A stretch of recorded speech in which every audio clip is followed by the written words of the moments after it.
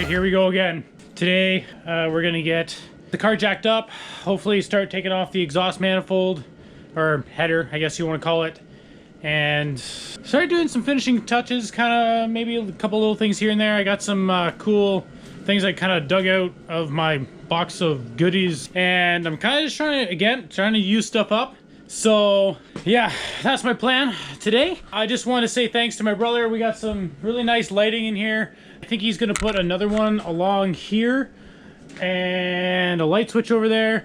Just wanted to say thanks for that. That's it's looking really good. Another thing is I did get my SFI bell housing in. I'm really excited for it. I'll tell you a couple little things about it. You know, the description can kind of get a little confusing because there's kind of 3 different types. So for me, I want a non-modified case. Now we're talking a TH400, which is a turbo 400. Putting it to the oil pump, like the pump in the center. You'll see all the bolts in the center. If you look behind the torque converter, there's that. There's another one. I can't remember exactly what the other one is. It's a non-modified case, and there's a modified case, and then I think there's an ATP case, or ATI case. So here it is. Looks pretty cool. There's the box. Comes in a big box. It's nothing too fancy. Essentially, it's just a big chunk of aluminum. We'll dig that out. That looks pretty awesome. I think so. This is SFI rated. So if you look right there, it's SFI approved. It looks really nice. Like the machine works nice, and it looks super beef. The other thing, which a lot of people might know, this is a 350 and a 400 bell housing. I keep on manhandling it, but there's actually a gasket right in there. The other thing is, this works with a Chevy small block, LS, LT, and big block, which, if you know anything about using an older transmission on a newer one, you lose some bolts, like some bolt holes. I think this one, briefly talking to Matt about this one's blank, and I think this one's missing. So I didn't have these two. So I just had 5 holding it on, which again, I'll have 5 still holding it on, I'll have 6 holding it on in this case, because I'll be able to put the other one in. So that's kind of just the unboxing of it. The other thing I did notice in here, if you dig deep, they don't advertise this, but they do give you hardware. Some bolts, maybe some things to tap. I don't know what these are for. I haven't found instructions yet, which is interesting. A lot of packaging, tons of packaging. I gotta dig through here. Maybe I'll find some instructions. Oh, there you go, right there. So obviously you have to cut your existing 400. It gets bolted to the pump right here on these bolts, and then you cut it. You just literally lop off, or just cut the damn tranny in half. Anyways, we'll get to that. That's going to be for another episode when I get the truck back in and transpoled, do all that. I just kind of wanted to show you. We got it in, and I'm extremely pumped. It does look really nice. Let's get back to the Impala. Okay, so I'm just going to kind of continue on finishing up all this, putting my fittings in here. There's also another fitting on the back I'm gonna have to do. I kind of just mock this up right here.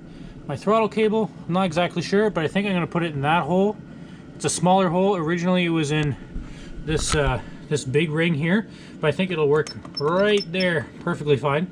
The other thing I found, as I said, in my box of goodies, I found these.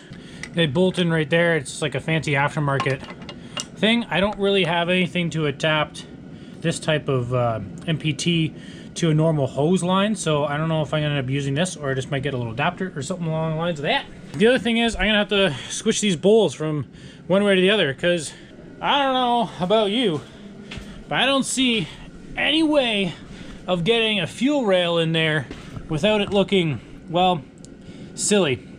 I'd probably be able to do it, but I don't really want to. I'm gonna run it on this side here, so I got to move this bowl to the back, essentially just switch the bowls, which will make the threads on this side be on this side, because right now there's no threads on this side and it's just blocked off there. I know there is aftermarket bowls that you can get with threads on both sides and a plug, and I might be able to tap those or something silly, but I'm not going to mess around with that. that's my plan of attack. At this point, the other thing is I will have to jack the car up to remove this side header. So if I can get that done today, I'd be extremely happy. Let's get to it. Alrighty, this is what I'm working with here. This is the old intake, as you can tell. There is a couple things I want to take off this. Obviously I want to take the studs off it for the carburetor.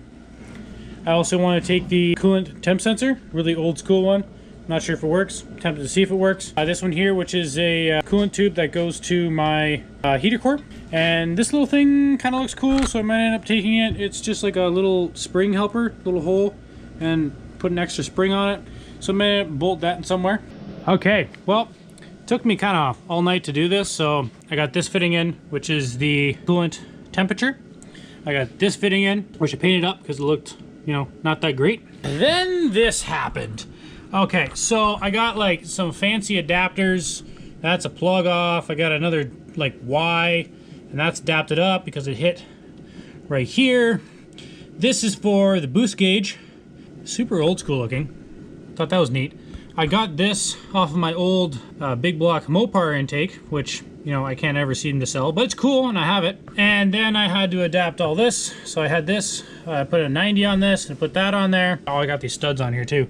Turns out it's a lot harder to get studs out when they've been in an intake for, you know, a long time. But anyways, that seemed to take me all night, which is all good. I'm happy, it's all done. It's all kind of like finished touches.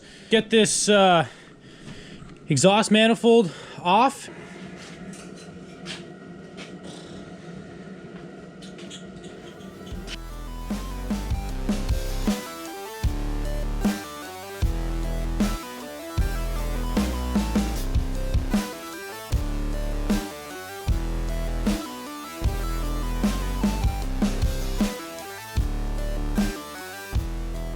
Okay, we got it jacked up in the air. Look how stupid those tires look. I don't know who was thinking this was a good idea to put such a small tire on this thing. Back tire's moderately appropriate, but man, that just looks silly. I'm gonna get these tires off. Just to show you, the jack stands are, well, at a decent spot, so I won't die. I'm gonna throw one in the front as well. There's the header. I don't know if you can see it in there, but it's down there, so I gotta get that clamp off, which I don't think you can see. Maybe I'll get you some light. Kind of sketchy when you're lifting this. Just saying. Oh, hey, bud. Brandon's here. What's up, bud? How's life? Well, you know, looking at how dumb that little tiny wheel looks on this thing. Ah, yes. Yeah. I brought gloves, by the way. So Oh. gloves again. Well, that's no fun. We're supposed to burn our hands with oven cleaner. Oh, yes. Yeah. I get tired of that. Today, I'm going to start working on the motor stand, the engine run stand. Yes. Yeah. So get that done. And I think I have another little project, maybe like more of an idea that I was thinking. Yeah. What's that? That'd be cool, like, because the engine run stands for kind of a bigger project in the end. But you have bigger ideas for it. Yes, yeah, bigger ideas for it. My new truck, which I haven't told anybody about, my new truck, which is Ian's truck. Yes. I want to put two electric throttle bodies on it. Oh, So I want to see if that's even possible. If we can even do it, like, by like wiring it in and everything. Hey, Cody, what's up, bud? Holly makes a kit for that. And no, Torque Rush, the same guys that make the adapter to go to the newer style throttle bodies on the old Gen 3 ones, they have a split adapter for running two electronic throttle bodies. Sweet. So yeah, I solved the problem for you. Well, actually, I'm gonna see if we can make one for free. Okay, but Because theoretically, they're just splitting wires, unless they have a module or something. I think they got a module. You got a module? But I don't know. I'll look at the website and find out. Worst comes to worst, we'll buy it. Okay, when are we doing a shop burnout? Soon. I mean, I'm not sure if this motor will last the shop burnout. I was gonna say I'd like to But break maybe- the motor before we take it out of the shop, so then we can Yeah. just pull it, Yeah. put an LS in like everything else. Well, yeah. Either that or Big block, big block? Duramax. Duramax? Okay, well, we're gonna get at it. All right. I got this side header out. It was kind of painful. Ended up just sawzalling it. So that was interesting. I also pulled this front drum off, and surprisingly, looks really good. Good to go, bud. It's not bad, which is really weird because the brakes, man, the brakes sucked on it. I don't know if anybody's put a header on. These suck because they get seized in there. Not cool. All right, on to putting on the exhaust manifold. Downgrading to upgrade. So we made some egg line pieces? Yeah, and then I got the plates drilled for the sides, and then I found some tubing. Nothing fancy. I just gotta cut the tubing and tack it, and we'll take it into. You can take it into work. Yeah, and take it into finish weld it.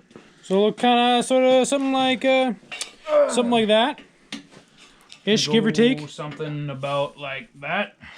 Yeah. And then I'm gonna place it and drill 2 holes through, weld nuts on the bottom, and run bolts into it. Yeah. Doesn't have to be too fancy because it's bolted at the back. And by the way, we checked because I was paranoid that it does spin. She clears. After I get this done, next plan is to figure out how to mount a panel here, to mount the ECU, gas pedal, and all that stuff. Fuse block too. Yeah, all that good stuff. It shouldn't be too hard. I mean, I have a little battery at work too. My slam on the side. Little Civic battery. Little Civic battery or something like that. I want to try and get either. He says he has a small tank, or I want to get like an aluminum tank, like what Ty used to run in his little MX-3. We can get one of his old ones, because they are. Oh no, they were set up for an inline. I thought they were set up for an in tank, but no, they're inline. Inline, yeah. Which I have an inline pump. I have that Walbo 250 inline. I was thinking anything we were going to run on the stand would run off of a stock pump anyway, but if we have a 250, it would work fine. I have 250. But yeah, I was thinking mounting a gas tank here, and then get the pedestal stand, so we can literally just, actually probably the others. Besides the feet on trucks, they're on this. They're on this. They're on this side here, yeah. Yeah. So then we just go up like that. Yeah. And then I was also thinking about it with the flying around flywheel back here. If we're putting a plate here, maybe we'll build a tin shield or something to like guard a little bit of a anti-death device. Yeah, even if it just hooks on 2 bolts and it's just a piece of tin that just. So you don't go, haha, look, I wonder if I can fit my hand in there. Yeah, basically. Okay, yeah, cool. And then I also have this, too. This will be thrown on it at some point. Yep. Wish fan. So then we can test fire our old garbage. Cool. Fire, I was thinking of putting a rat on it and test running. Yeah, break in, do break in, like oil and everything. Not that it takes too much to break in, but, Cody's learned that when you build garbage in barns, there's usually a lot of dirt in it. Yeah, sometimes it turns out great, like the, good old 4-point sucks, or, My last 5 tree. Yeah. Which, there still could be tons of... Oh, no, it crapped metal out for the first, 3 oil changes. Yeah. I just ignored it, because I was like, I don't care about this motor. Yeah. And then it went away. I was like, damn it. Unfortunately, this piping is gonna half-ass work. Not bolt-on your bolt-on kit? Yeah, not bolt-on at all. These manifolds that I got with the kit, it's really nice they gave me some, but they're not gonna work. I think I'm gonna try and use this one. Can you fab it up for the long tube? Well, honestly, at this point, I have a set of shorties. Oh, yeah. Spark plugs are different angles on them for that head, right? They're not straight up. Yeah, you're right. The spark plug angle's different. Maybe, who knows? Anyways, we'll throw them on, look at it. Because at least it'll be better than that. Well, yeah, that's a problem. This is really nice because it clears the oil pan from this point here and moving up. It's a little bit more complicated. We put that black pipe in that I painted, and it is way too short, and nothing fits. So at this point, I'm gonna make this flange magically fit on here, which was really noisy, but magically fit on there by cutting it and re-welding it. All right, so don't mind the terrible welds, but you kind of get the concept. Obviously, this wouldn't have fit on here, so I just cut it and then boogered it back together with some, I didn't feel like taking it to work and actually using a decent welder, so I just used my flux core, which it worked. It's going to be strong. That's all that matters, because there's no way I was going to slide this piece all the way on, because it's expanded here. So, all right, I got that on. It's supposed to be like a split flange, according to the kit. I just really don't like the split flanges, so I feel like this is going to be stronger. So, smash, smash. I'm going to slam this on the side, and then I got to figure out how I'm going to make this connect up into the other manifold. Another side note, I made this little weld right there, so this doesn't fall down. But when I'm reaching in the car, it falls and slides all the way down here. It's really annoying. So if you ever even have an exhaust system you have to bolt on or anything, just put a little weld right there so it doesn't slide down. All right, so I got this pipe kind of sitting down there. I'm kind of sick of it. I'm sick of dealing with it at this point. So I'm gonna work on the carburetor stuff and get these bulls flipped around and figure out what jets I want to put in this. So let's get them shiny things off and get at her. All right, guys, this baby's a Holly. Some people don't like Hollies. Quadrajets are technically more drivable, but I have this Holly and it started and ran the vehicle. I'm gonna grab my only snap-on tool. First, I'm gonna pull this line off here.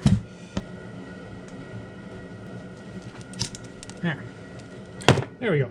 I have to plug this up or off.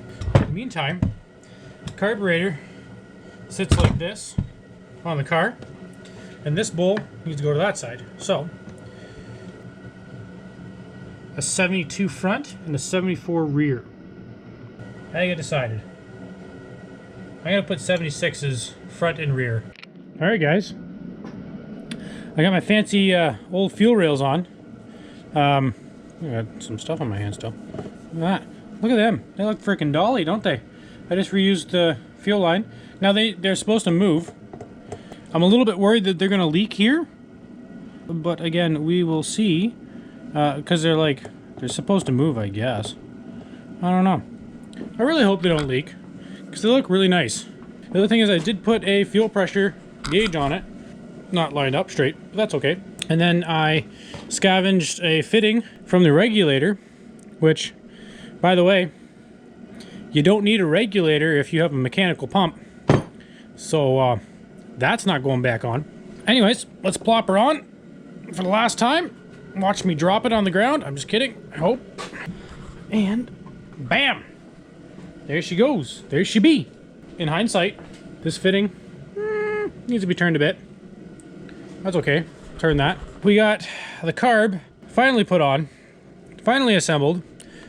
Again, I decided to go with 76 sizing in the jets, and I think that'll work out pretty awesome. I almost guaranteed I will have to go down in jet size, unless this thing is, well, a lot more of a rocket ship than I was expecting.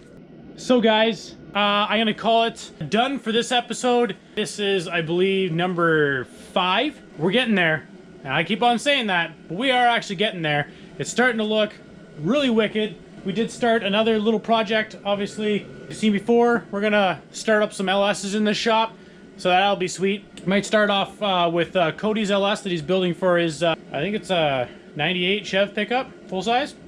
I think it's a 98 stick shift. Really sweet. If you guys can just like, subscribe, ring that notification bell, do all that good stuff.